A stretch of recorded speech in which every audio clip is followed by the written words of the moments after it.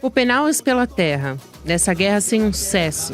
Não queremos sua ordem, nem o seu progresso. É o que diz o trecho do samba enredo da Acadêmicos do Salgueiro, a escola que escolheu os Yanomami para homenagear na Avenida em 2024. Jogados à margem da sociedade, o povo Yanomami está hoje num estado de calamidade pública, resultado de anos de abandono dos últimos governos. Com Bolsonaro e a cúpula dele, a ordem e o progresso foram seguidos pelo lema de passar a boiada, incentivando o desmatamento e pregando ódio. Não existe ódio. mais demarcação de terra indígena. Em 2022, o então presidente Jair Bolsonaro recebeu uma denúncia da ONU por violar tratados internacionais e ameaçar a população indígena. Sofrendo com preconceito da população, o avanço desenfreado do agronegócio e a negligência do poder público, os Yanomami ainda enfrentam uma difícil batalha: o combate a doenças como desnutrição, pneumonia, anemia e malária. Em 2020, a mortalidade infantil no território foi comparada a países com os piores índices do mundo.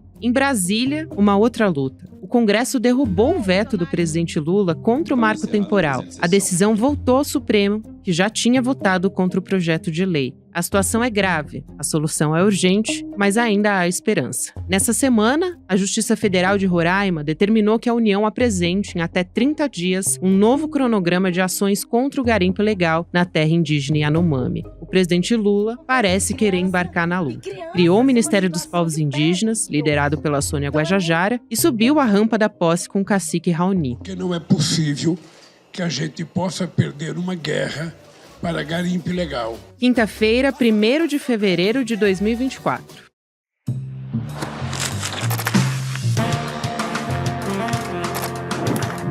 Olá, seja muito bem-vindo, seja muito bem-vinda. Eu sou a Gabriela Varela, essa é a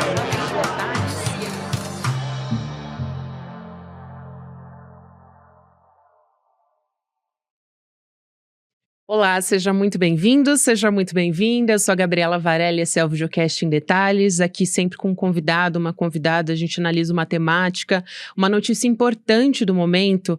Hoje eu vou conversar com o Dário Copenaua, que é vice-presidente da Rutucara, Associação Yanomami, justamente sobre a situação de emergência que estão agora os povos Yanomami. Dário, muito obrigada por aceitar nosso convite. Seja muito bem-vindo aqui ao ICL em Detalhes também. Prazer falar com você. Boa tarde a todos e para mim é um prazer também. Eu estou aqui à disposição para esclarecer algumas perguntas importantes. É importantíssimo a gente colocar essa questão da mortalidade na nossa pauta, né, Dário? A gente teve um registro do Ministério da Saúde de 308 mortes na terra indígena Yanomami nos 11 primeiros meses de 2023. Esse dado mais recente vai até o dia 30 de novembro, então a gente não está contando aqui os casos de dezembro, mas quando a gente coloca isso em perspectiva, nessas 308 mortes, mais da metade são crianças de 0 a 14 anos, então isso chama muita atenção. 104 eram bebês de só um ano, né, de até um ano de idade, na verdade, mais de um terço dos casos, então, a gente está falando aqui. Então, eu te pergunto, o garimpo continua a ser o principal causador das mortes? E como é que ele retomou com essa força toda? Porque a gente teve, no início do governo Lula, uma força-tarefa para retirar os garimpeiros, um maquinário pesado também do garimpo. O que deu errado nessa força-tarefa, Dário? Bom, em primeiro lugar, é muito importante nesse repercussão, né, sobre os últimos 4 anos, ou os últimos 20 anos, ou 30 anos, como nós da Rutucara Associação Yanomami, principalmente eu sou como um porta-voz do povo Yanomami, que fala sobre a situação do meu povo Yanomami, e não é falta de aviso, isso já quase o mundo inteiro reconhecem nessa situação que nós estamos enfrentando há muitos anos, e isso qualquer cidadãos brasileiros, estaduais, federais, e reconhece tudo isso. Então é importante esclarecer um pouco isso, sobre nesse retorno dos invasores na terra Yanomami. Isso É uma situação muito gravidade. Nos últimos 4 anos, quando aconteceu, a situação agravou bastante. Esses invasores que estão na terra Yanomami não é situação fácil, é uma situação muito complexa, porque hoje as pessoas, as autoridades falam é garimpo estrutural, tem os maquinários pesados e o rei dos cravadeiros e outros maquinários que se chama dragas, que existem na terra Yanomami. Então, isso uma situação muito agravou bastante, e principalmente são 2 vetores. E quando a causa, a crime ambiental, por exemplo, poluição, os rios são mercúrio, por exemplo, aí surge bastante as doenças, como malária, e como diarreia, e como desnutrição. E também as pais, os mães, ficam doentes quando os invasores ficam perto da sua comunidade. Então, isso é uma grande negligência à saúde indígena, principalmente, para os Yanomami. Então, causou bastante, e não é causa de problema de garimpo. Tem vários. Por exemplo, tem como prostituição e alcoolismo e mortes de assassinadas pessoas. E também os estupros. Então, vários, sequência, atividade, garimpo ilegal, ele traz vários os problemas na terra Yanomami. Então, isso, e como a gente já falou bastante, as autoridades locais, internacionais e a autoridade nacional. E fizemos bastante o nosso balanço de denúncias, principalmente quase 23 ou 30 denúncias. Já caminhamos para as autoridades internacionais, como o presidente da FUNAI, e como o Supremo Tribunal Federal, como o Ministério da Justiça, e também a Presidência da República do Brasil. E também a gente caminha para o Ministério Público Federal, e essas denúncias já foram encaminhadas para os órgãos fiscalizadores. Então, isso não é falta de comunicação, né? Então, e como a gente fala sobre a situação que estamos enfrentando quase últimos 4 anos, né? E quando o governo anterior era extremamente muito complexo, porque é uma autoridade anti-indígena.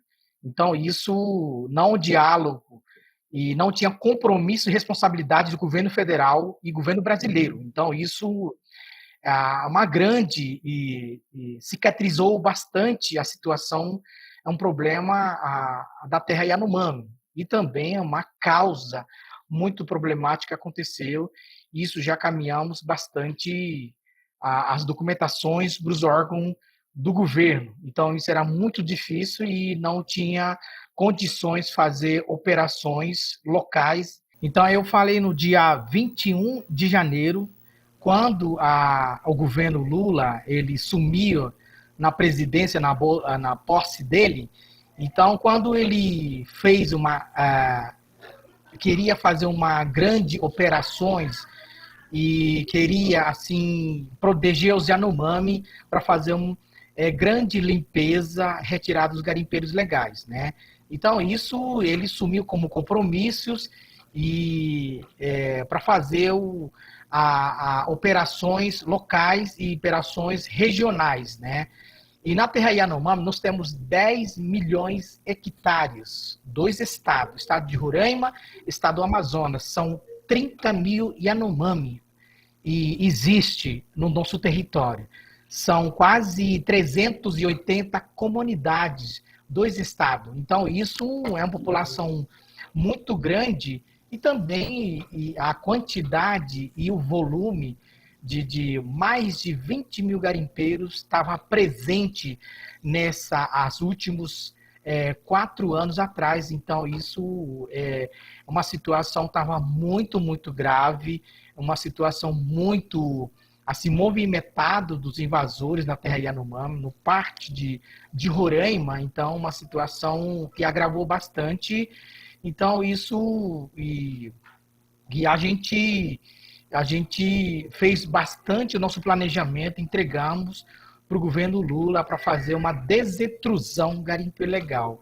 Isso não aconteceu, porque é uma situação, o governo Lula ele pegou situação muito, muito precária e situação muito cicatrizes e bastante os invasores e bastante nossa terra Yanomami estava destruídas. 3 mil hectares foi destruída nos últimos 4 anos. E depois, final do ano, e foi destruída quase 5.420 a terra Yanomami foi destruída por garimpeiros ilegais. Então, a situação realmente agravou e a situação estava muito, muito ruim para a população Yanomami. Então, isso a atividade de exploração garimpo ilegal, ele traz a situação do povo Yanomami. Dário, tem muitos pontos importantes que você levantou aqui e eu quero te perguntar, o garimpo ele ficou mais agressivo do que na década de 90, quando o garimpo já existia.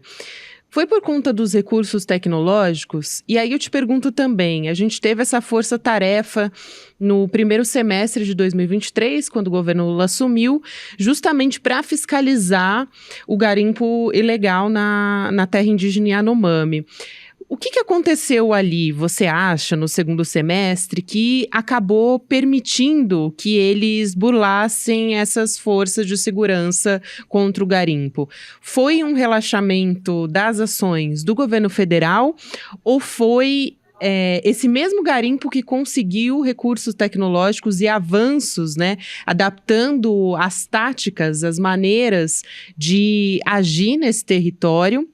E também, somando a isso, eu quero te ouvir sobre a presença do crime organizado e das facções criminosas na região, porque eu acho que isso também é fundamental para a gente entender tudo isso, né? Bom, quando eu, como Yanomami, estou analisando esse força-tarefa, né? Porque outros secretários e outras instituições locais, né?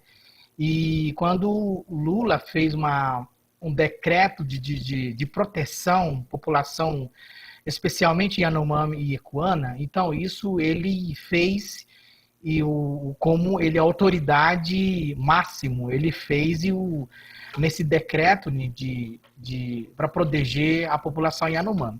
Essa força-tarefa, ele articulou vários seus comandos, seus assessores, então, como Ministério da Defesa, como Ministério da Justiça, e próprio Exército Brasileiro, o IBAMA e a FUNAI. Então, isso ele fez uma grande força-tarefa e planejou fazer fazer um bloqueio e proteção no território onde os invasores estão entrando o nosso território, né?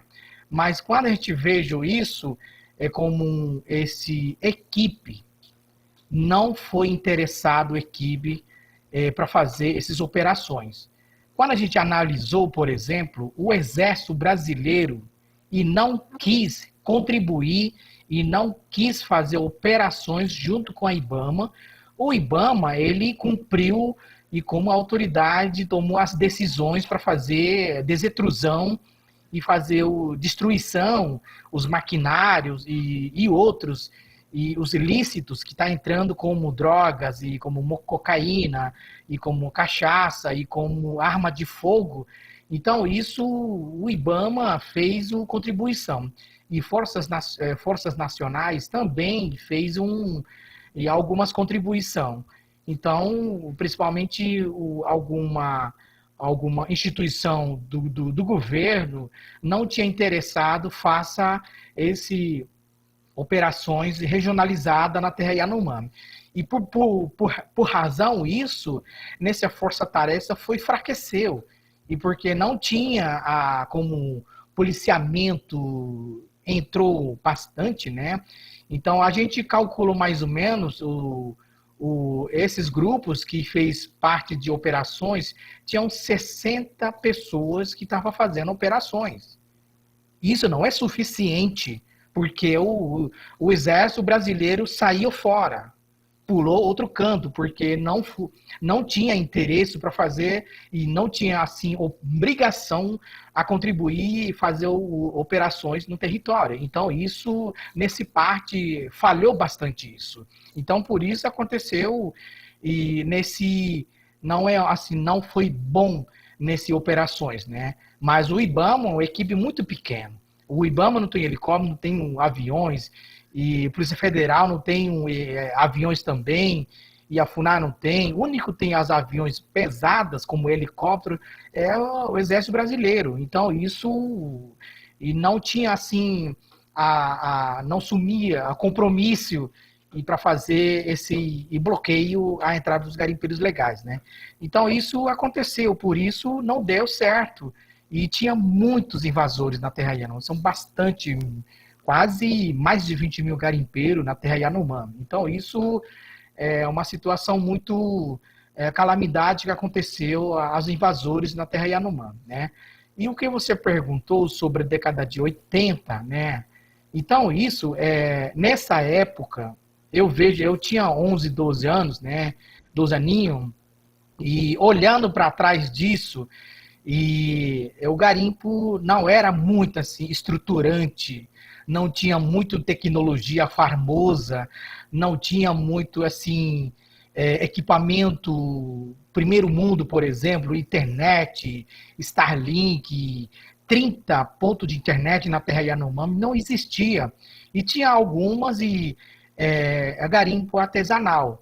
Tinha uma pateia, ou tinha algumas maquinários, eles furavam a pateia, e então isso não era garimpo estruturante, né? Então por isso é outra realidade que década de 80, né? Nessa época não tinha muito assim tecnologia que a gente utiliza hoje em dia, né? Então não existia. Então nessa época, né?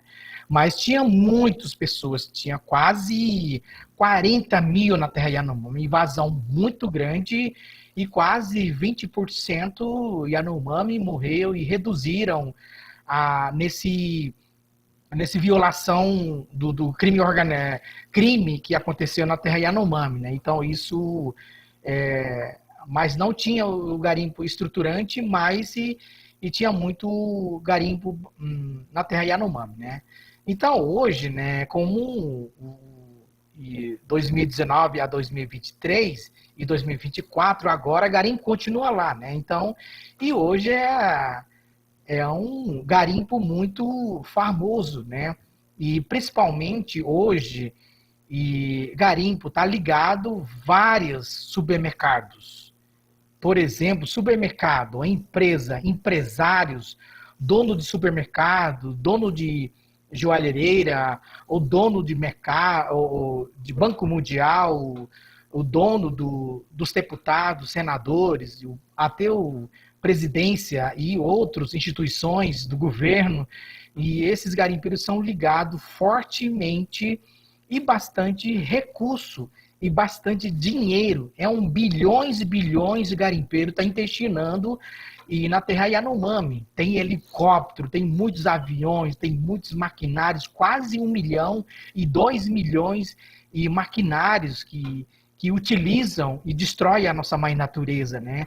E também os dragas são quase 5 milhões e redes cravadeiros são quase 2 milhões, é muito, muito dinheiro, está ligado na Terra Yanomami. Hoje é garimpo que se chama garimpo estrutural, garimpo industrial, que hoje está acontecendo na Terra Yanomami. Dário, você chamou atenção também na sua fala sobre a questão do Exército.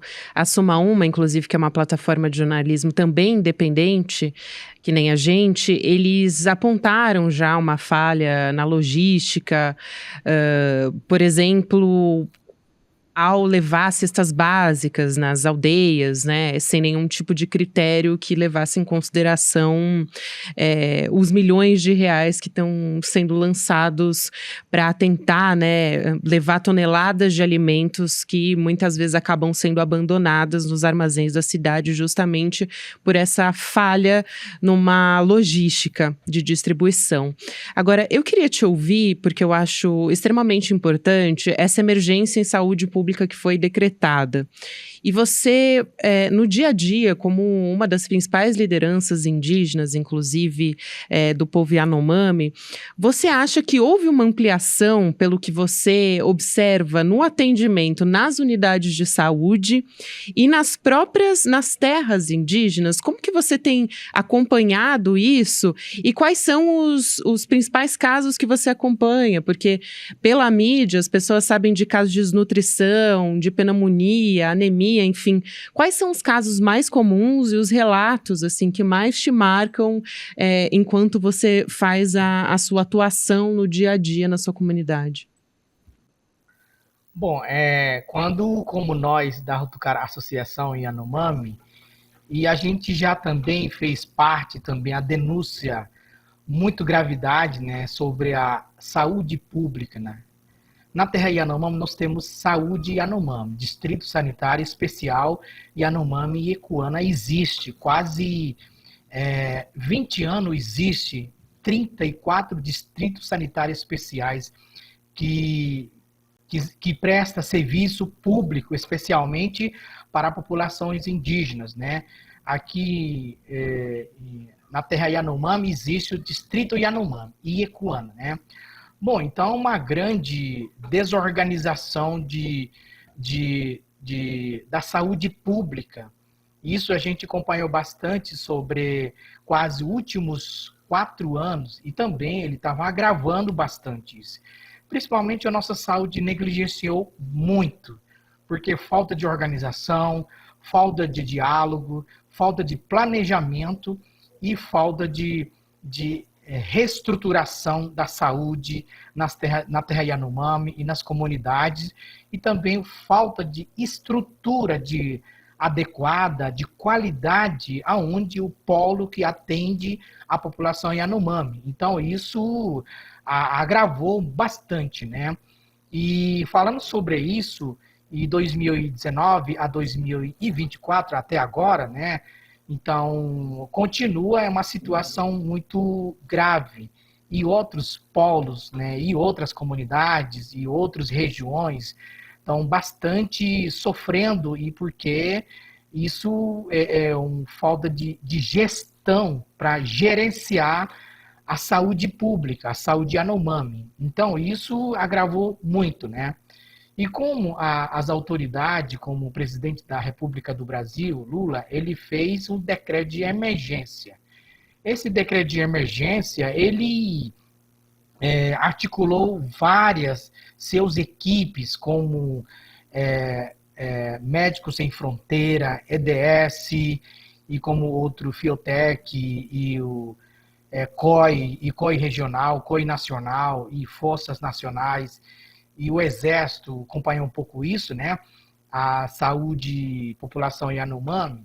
Então, isso são vários outras instituições que faz parte, assistência da saúde, e também presta serviço de saúde público. Então, isso várias pessoas que ele se queria apoiar, né? Mas como nós avaliação Yanomami, a gente avaliamos apagadores de fogo entrou na terra Yanomami, mas não entrou na terra Yanomami.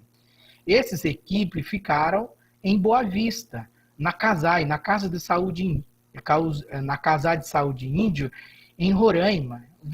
Quase 30 pessoas que estavam aí, mas as outras equipes não entrou na terra Yanomami, onde é um problema, é uma situação que estava muito, muito precária, e as pessoas não entrou. Então, isso, outro problema que aconteceu, e como o presidente da República, ele não chamou nós Yanomami, não dialogou com os Yanomami, a gente pontaria quais comunidades são mais frágeis, quais comunidades são mais vulneráveis, aonde nunca chegou assistência da saúde e a outras comunidades, né? Então, então, Lula estava querendo proteger a população Yanomami, né? O que você perguntou isso, e falei anteriormente, tinha 2 vetores: garimpo ilegal e também abandono à saúde Yanomami, quando o outro governo passado abandonou a saúde, deixou as nossas crianças morrerem, porque não tinha apoio de proteger a população Yanomami. Isso é uma grande genocídio que aconteceu, isso, a população Yanomami, uma grande... a gente morreu bastante, o que você mencionou anteriormente, né, como debate, né, sobre quase 308. Então, não é isso, não é esses matemática, não é. Isso é mais. As crianças morreram bastante, idosos, jovens e crianças recém-nascidas morreram bastante. Isso e não é matemática, isso não é assim contagem do Sistema Único de Saúde, principalmente a Distrito Yanomami, descontrolou para fazer para colocar nos dados de epidemiologia e não registrou muito isso. Então, isso para explicar um pouco isso, porque morreram bastante. Então, isso e como quando o nosso território está doente, e também traz bastante doenças. Por quê? Abandona os seus filhos, porque os pais, as mães são doentes de malária, de diarreia, não cuidaram bem isso. Então, as crianças e os pais estavam doentes, então as crianças foram abandonadas e por isso as crianças agravaram bastante, que se chama a desnutrição. Então, isso, garimpo ficou muito próximo. Garimpo estava quase em uns 5 minutos, de 15 minutos de lado da sua comunidade, e também a poluição dos rios, e as crianças estavam tomando água suja, e eles não tinham conhecimento, essa água tem um mercúrio. Então, isso, a grande negligência, a saúde ficou assim morta, né? Então, isso aconteceu na terra Yanomami. Então, quando a nossa terra está protegida, por exemplo, quando não tem invasão e não tem nenhuma cicatriz de invasores, né, as crianças não vão adoecer, né? Aí cresceu muito como malária, diarreia, que eu falei um pouco isso, né? Então isso aconteceu, por isso nesse grande uma repercussão sobre as mortes e o índice de mortalidade aumentou bastante, porque falta de desorganização da saúde, outras comunidades estavam abandonadas e outras comunidades tomaram conta, a garimpo ilegal, pista e outros postos estavam fechados, e a diminuição dos profissionais, a população Yanomami. Então, isso é uma falta, reorganização e desorganização que aconteceu na terra Yanomami, por isso essa crise humanitária que está repercutindo até hoje. Fundamental essa sua fala, Dário. Quero te agradecer muito por você ter aceitado o nosso convite. Para a gente aqui no ICL, a gente vai continuar muito atuante, quer continuar conversando com vocês, porque para a gente é fundamental, como sociedade, que a gente passe por essa emergência de saúde, por essa situação de calamidade. Eu quero te agradecer muito por ter reservado um tempo. Eu sei que a situação está bastante complicada por aí, reservado um tempo para conversar comigo. Um abraço e até uma próxima. Tá, igualmente para você, muito obrigado nessa oportunidade. Eu sou povo Yanomami, que mora na aldeia, agora eu estou dentro do território, todos os dias estou acompanhando a situação que está continuando, gravidade, mas não melhorou nada, a nossa saúde continua a calamidade, então eu estou aqui à disposição para chamar a atenção da sociedade brasileira. E as portas abertas aqui para vocês todos. Um abraço, até mais. O Videocast em Detalhes fica por aqui. O próximo episódio vai ao ar às 10h30 da manhã. Antes de encerrar esse episódio, eu queria lembrar você que está me acompanhando pelo YouTube que vai ter o replay do Mapa da Mina agora em 2024. No ano passado, em 2023, o Eduardo Moreira acertou todas as previsões. Nesse ano, 2024, no último domingo, ele também fez a nova previsão dos investimentos do mercado financeiro para 2024. E agora você que não conseguiu acessar vai poder ter acesso a essa verdadeira aula que o Edu deu no último domingo, por meio do edu1.com.br/aula, você faz a sua inscrição e aí garante a sua vaga para não perder tudo que ele compartilhou com a gente de graça no último domingo. Muito obrigada, você que me acompanhou até aqui. Agora você fica com o Mercado Investimentos, depois tem Rolê CL e às 6 horas da noite, CL Notícias, segunda edição. Até mais.